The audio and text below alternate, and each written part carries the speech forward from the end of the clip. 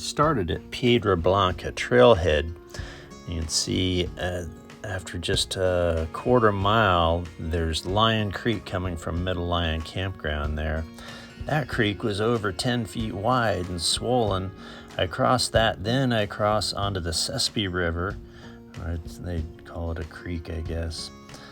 But it was swollen from all the recent rains, so my boots got wet. I had to step through 1.5 feet of water to get across. There weren't any bridges or anything.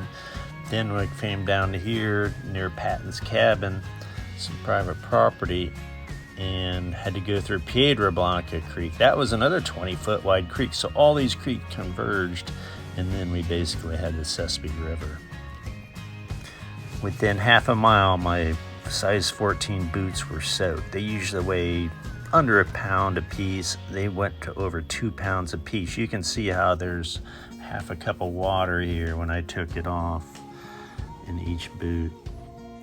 A stream of water poured out of each boot. My only pair of wool socks were soaked. After that first crossing, though, I stayed on the dry path for about 4 miles. My boots dried out some, but they were still soaked. The goal was Willett's Hot Springs here, the 9 miles in. After a half mile, I entered the Sespe Wilderness, which means there's no cars or bicycles or any mechanical device. The Sespe River carved the rocks in a beautiful way, very flowing. Well, I'm halfway across this creek. I just got it here, and I'm probably not even half, but it's up to my knees. I gotta get all the way across the... It's pretty rugged country, and the mountains in the background there are 6,000 feet. There are just a few fragments of snow left. Walking on the trail, this ground squirrel greeted me. They usually run away, but this little guy perked up for me. I didn't feed him anything, though. Some beautiful grassy fields. I was surprised to not see many deer there.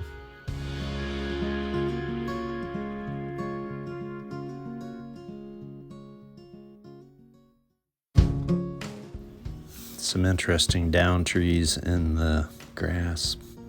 It's springtime.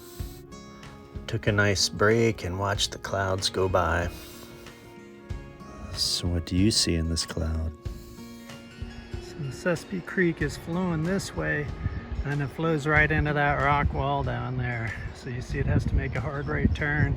That's where you got white water down there. And then farther down you see the yellowish rock and then the brown canyon.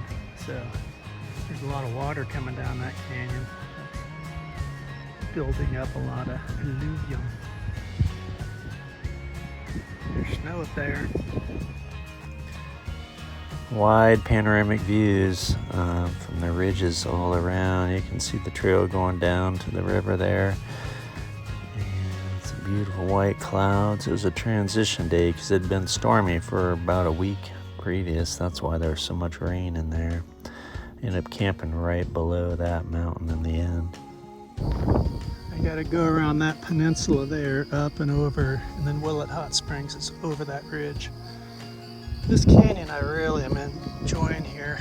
Look at the, it's turned into a canyon basically, the Sespe Canyon, caused by Sespe Creek, but look at all the rock up there. That's a beautiful formation. I don't think I'll see it from Willett's, is why I want to document it now. It's really nice.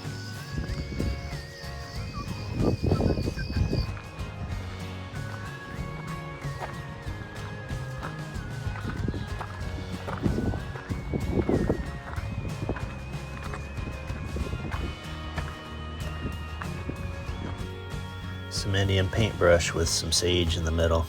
Some more sage with some interesting rock formations in the background. Here's the valley for Willett Hot Springs. You can see a trail or a road going up diagonal above those cottonwood trees. That's the trail to the hot spring. I saw this interesting face rock, and it's surrounded by poison oak. To get that picture, I had to maneuver around what turned out to be poison oak. Most of it's dead, that's why it was hard to see. It's a very deceptive plant. But those red leaves give it away. I'm in the middle of the river again. It's flowing down here. You can see a trail on that canyon up ahead. That's up to the hot springs.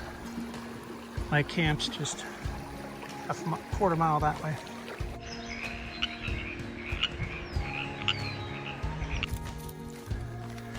Here's a toad. I think he might be the special toad from around here.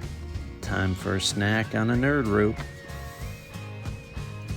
Color got into the clouds around sunset. Time to go to the hot spring.